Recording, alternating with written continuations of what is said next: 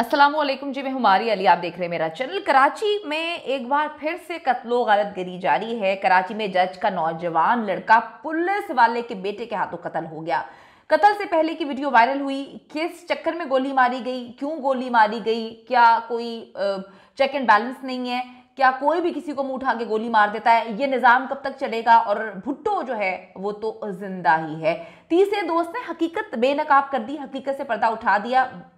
बाअसर और अमीर बाप की बिगड़ी हुई औलाद ने सिर्फ एक बर्गर की क्या औकात होती है, एक बर्गर के लिए जज के बेटे को ठोक दिया, जज के बेटे को गोली मार दी। कराची में जी आए रोज ऐसे वाकयात जो है हमें नजर आते हैं। अगर हम बात करें कराची की, कराची पाकिस्तान का एक खूबसूरत शहर जिसको भुट्टो जिंदा है, या फिर हम बात करें पीपल्स पार्टी की, तो वो कहते हैं कि हमारे अंडर है, हमारा कंट्रोल है, हम जो है सारे मामला को सही करेंगे। और पाकिस्तान पीपल्स पार्टी पूरे मुल्क पे भी राज करने की कोशिशों में लगी हुई है। लेकिन अगर कराची की बात करें तो कराची में चेक एंड बैलेंस नहीं है। कराची में कोई छोटी छोटी रॉबरीज पे भी जो है गन पॉइंट पे लूटते हैं और उसके बाद कत्ल कर देते हैं। इंसान की कीमत इतनी सस्ती है कराची में जितनी सस्ती लॉलीपॉप होती है पाकिस्तान में।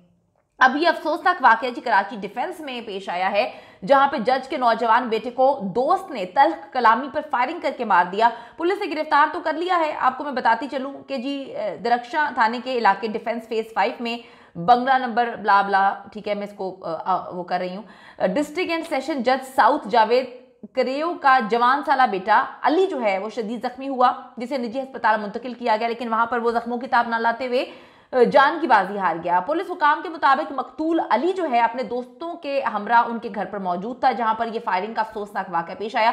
दोस्त ने दोस्त को ही मार दिया। मतलब ये जो बिगड़े हुए नवाबजादे हैं, अब आप देखें कि एक पुलिस वाले का बेटा है, दूसरा जज का बेटा है, अगर इनका आपस में ये हाल है तो सोचें कि ये आम आवाम को क्या समझते होंगे।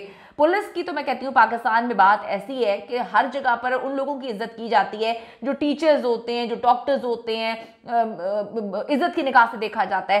पाकिस्तान में टैक्स पे करने वाला हर वो बंदा जो है गुलाम बन के रहता है पुलिस का। पुलिस की अगर मैं कराची की पुलिस की बात करूं, उसकी तो कोई मिसाल मिलती ही नहीं है। खुद बिगड़े हुए हैं तो आवे का आवा इनका बिगड़ा हुआ, तोंदे निकाल के ये लोग दफ्तर जाते हैं, काम करते हैं, अवाम को जो है हिरासा किया जाता है। अगर हम पाकिस्तान की बात करें, खुसूसन कराची की बात करें, और उसके बाद इनके बेटे इतने बिगड़े होते हैं। अब इनसे पूछो जी पिस्टल क्या कर रही थी, गन क्या कर रही थी, लाइसेंस था या नहीं था, अब्बा हजूर जो है हमारे पुलिस में है, उसके बाद हम तो कुछ भी कर सकते हैं। दोनों अमीर बापों की बिगड़ी हुई औलाद, अगर मैं कहूं, एक पुलिस वाले का बेटा, दूसरा जो है वो जज का बेटा। अब पुलिस ने बताया है कि मकतूल अली जो है अपने दोस्तों के साथ उनके घर पे मौजूद था। फायरिंग का वाकया वहीं पर पेश आया। अली अपने दोस्त दानियाल नजीर की फायरिंग से जान बहक हुआ। जो मुल्जिम दानियाल है वो रिटायर्ड एसपी नजीर मीर बहर का बेटा है। अभी अब्बा हजूर रिटायर्ड है तो इतना उसका सर पे जुनून है, इतना उसको घमंड है और इतना उसको अपनी पावर का नशा है। अब्बा जी अगर इसके होते ऑन ड्यूटी तो ये तो भाई पूरे मुल्क को मार देता, पूरे कराची को खत्म कर देता। पुलिस हुकाम के मुताबिक डिस्ट्रिक्ट एंड सेशन जज साउथ के बेटे अली करियो के जाँ बहक होने का वाकया ये जुमेरात को पेश आया है। पुलिस ने मकतूल के दोस्त दानियाल को गिरफ्तार कर लिया है। उसके खिलाफ जो है वो उसकी कजन शहबाज आलम की मुद्दत में जो है ये मुकदमा दर्ज करवाया गया है। 302 के तहत ये दर्ज किया गया है और तफ्तीश शुरू कर दी गई है। एफआईआर के मतन के मुताबिक मुद्दई मुकदमा ने बताया कि वो 8 फरवरी को अपने चाचा के घर फ्लैट नंबर 103 जजेस अपार्टमेंट स्ट्रीट 11A क्लिफ्टन में मौजूद थे, जहां पे दानियाल ने उनके कजन अली को तल्ख कलामी पर फायरिंग करके हलाक किया। लिहाजा कानूनी कार्रवाई की जाए। अब कमरे में मौजूद एक दोस्त से जो है इंफॉर्मेशन निकली है, वो उसने ऐसी बताई कि आपको यकीन नहीं आएगा कत्ल हुआ किस बात पे। क्या कोई लड़की का मामला था, कोई जायदाद का मामला था, कोई और मामला था, इसकी बहन को छेड़ दिया था या इसकी माँ को छेड़ दिया था, इसके घर से कोई कीमती चीजें उठा ली थी या इसके अब्बे की कोई चीज लेकर भाग गए थे। हुआ ये एक बर्गर। कैन यू इमेजिन, एक बर्गर पे इस बर्गर लौंडे ने पकड़ के जो है जज के बेटे को ठोक दिया। आप इसको सोच सकते हैं कि ये नौजवान नस्ल किस तरफ जा रही है। यानी कि आप परवरिश देखें कि क्या इनकी परवरिश है, क्या इनकी तालीम है, क्या इनकी अपब्रिंगिंग है, ये जो है क्या है, इनकी पहचान क्या है। रिटायर्ड पुलिस अफसर का बेटा है। आप इनकी पहचान देखें कि रिटायर्ड पुलिस अफसर का बेटा है, पैसा होगा, पागल हुआ है, पिस्टल रखी हुई है, एक बर्गर पे जो है जज के बेटे को ठोक दिया। जज का बेटा भी कोई आम नहीं, उसका अपना दोस्त है, करीबी दोस्त है, बेस्ट फ्रेंड है। आप देखें इस तरह के नासूर हमारे सोसाइटी में जो है पल रहे हैं। पनप रहे हैं, आराम से घूम रहे हैं, पिस्टल इनके हाथ में। कराची का क्या माहौल कर दिया है। मैं कहती हूँ कराची को दहशतगर्दों की जरूरत थोड़ी है, यही पुलिस वालों ने अपने औलादों को जो है वो बनाया हुआ दहशतगर्द, जो किसी को भी कहीं पर भी ठोक देते हैं। मुझे तो कभी कभी लगता है कि जो वारदाती हैं ये भी यही होते होंगे कि अब्बा जो है हमारे पुलिस में है, बड़ी पोस्टों पे है, किसी को भी लूट लो, पकड़े गए तो अब्बा जो है उसको बीच में लेकर आ जाएंगे, वरना किसी को ठोक देंगे। कमरे में मौजूद दोस्त ने जी सच्चाई बताई है।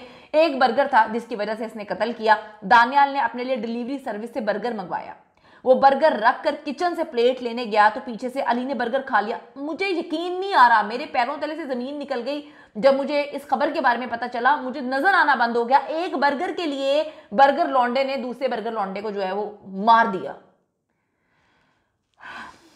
बर्गर खा लिया जी उसका, तो उसने पकड़ के उसको गोली मार दी। इस पर दोनों में कलामी शुरू हो गई और बात बढ़ते बढ़ते लड़ाई पर पहुंच गई एक बर्गर के लिए। मतलब आप देखें कि आप जितना मर्जी अपने बच्चों को महंगी तालीम दे दें, महंगा पहना दें, जो सस्ती आपकी तरबियत है वो एक बर्गर पे ही खत्म हो जाती है। दानियाल दूसरे कमरे में जाकर अपने बाप की पिस्टल लेकर आया और अली को गोलियां मार दी एक बर्गर के लिए। ये हाल है हमारे मुल्क का, ये हाल है हमारे मुल्क में जो अमीरजादे हैं उनकी जो है दिमाग की गर्मी। आप देखें कि एक बर्गर के ऊपर उसने मार दिया। अगर इस तरह इस बंदे को सजा नहीं मिलती तो कल को ये बंदा जो है सब्जी पे मार देगा सब्जी वाले को, पैसे नहीं मिलेंगे बैंक में जाके बैंक वाले को मार देगा। उसके बाद जो है स्कूल कॉलेज जाएगा, टीचर इसकी नहीं सुनेंगे, उसको मार देगा। मतलब कोई चेक एंड बैलेंस होता है इस मुल्क में? कोई चेक एंड बैलेंस रह ही नहीं गया। यानी कि अब आगे चल के आपको सुनने को मिलेगा कि या तो डरा धमका दिया पुलिस वाले ने जज को, जज के बेटे को जो है वो कह देंगे कि जी हमने तो चलो माफ कर दिया। माफी तलाफी हो जाती है। इस तरह के दरिंदे हमारे माशरे में घूमते रहते हैं। जाहिर जाफर आप देख लें, नूर मुकद्दम को उसने कत्ल किया था,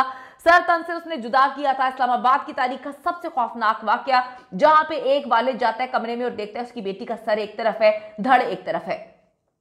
2 जगह से सजाए मौत हो चुकी है, ट्रायल कोर्ट से, हाई कोर्ट से, सुप्रीम कोर्ट ऑफ पाकिस्तान में। पिछले 1-1.5 साल से मुकदमा लगा ही नहीं है। बाप जो है वो बूढ़ा हो गया, बाप जो है वो तकलीफ अजियत में जो है हर गुजरते दिन के साथ घुल रहा है। अभी सारे सबूत मौजूद हैं तो उसको 2 जगह से फांसी हुई है तो अभी तक उसको फांसी नहीं लगी। इस मुल्क का सिस्टम ये है कि अपनी मर्जी से सारी चीजें होती हैं और जो कातिल हैं वो आराम से बैठे होते हैं। इस केस में भी आप सुनेंगे आगे चल के किस दरिंदे को छोड़ दिया गया और ये दरिंदा जो है बाहर निकल के किसी को फिर सब्जी पर गोली मार रहा होगा, किसी को छोटी छोटी बातों पे गोली मार रहा होगा। कोई चेक एंड बैलेंस नहीं है पाकिस्तान में। हम अगर कोई गवर्नमेंट इस वक्त मौजूद है उनसे अपील करते हैं कि इस दरिंदे को कैफरे किरदार तक पहुंचाएं। जज साहब को हम कहते हैं कि सर आप जिस अजियत से गुजर रहे हैं डेफिनेटली बहुत तकलीफ दे है, कभी किसी की जवान औलाद इस तरह से ना जाए, लेकिन आपको कहेंगे कि पीछे ना हटें, अपने बेटे को इंसाफ दिलवाएं, बेटे को हर हाल में इंसाफ दिलाएं, इस दरिंदे को कैफरे किरदार तक पहुंचाएं। इसको सख्त से सख्त सजा मिलनी चाहिए, फांसी के अलावा ऐसे कोई सजा नहीं मिलनी चाहिए। अगर इस दरिंदे को सजा नहीं मिलेगी तो इस तरह के दरिंदे जो हैं वो शय उनको मिलेगी और ये बाहर आके वैसे भी लोगों को इसने कत्ल ही आम करना है ना, क्योंकि बाप की पिस्टल से इसने गोली चला दी एक बर्गर के लिए। आगे क्या होगा? अफसोस का मकाम है।